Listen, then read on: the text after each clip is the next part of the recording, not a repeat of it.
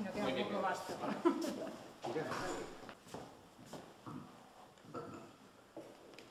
En lugar, agradecer la presencia de...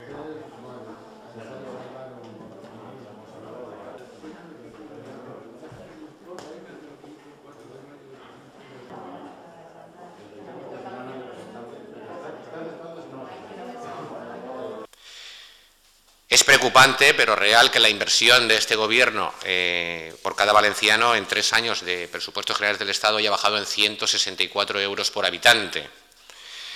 En la Comunidad Valenciana, en el 2011, el descenso estará en 54 euros por debajo de la media española. Lo que digan los ciudadanos de Benidorm, lo que dijeron los ciudadanos de Benidorm claramente es que querían que el Partido Popular y Manolo Pérez Fenoll fueran el alcalde de Benidorm.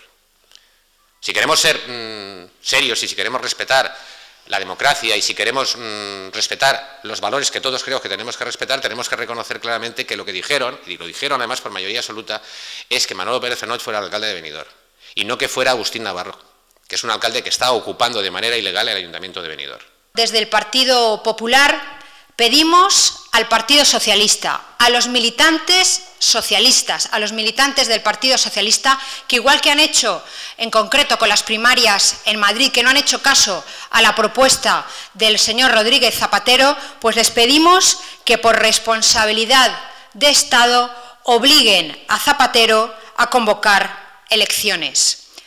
Convocar elecciones porque esa irresponsabilidad que está demostrando Zapatero y el Gobierno socialista y ese egoísmo electoral no tenemos por qué pagarlo los españoles, no tenemos por qué pagarlo los valencianos. Estos últimos presupuestos, sin duda, últimos presupuestos de Zapatero, son los presupuestos de la agonía. Vuelven a ser nuevamente los presupuestos de la ocurrencia, del batacazo y de la mentira. Son unos presupuestos políticos exclusivamente para sostener de una manera artificial un interés político y, por tanto, son unos presupuestos que quizá, recordando el célebre título de la obra de Ibsen, se constituyen como un verdadero enemigo del pueblo.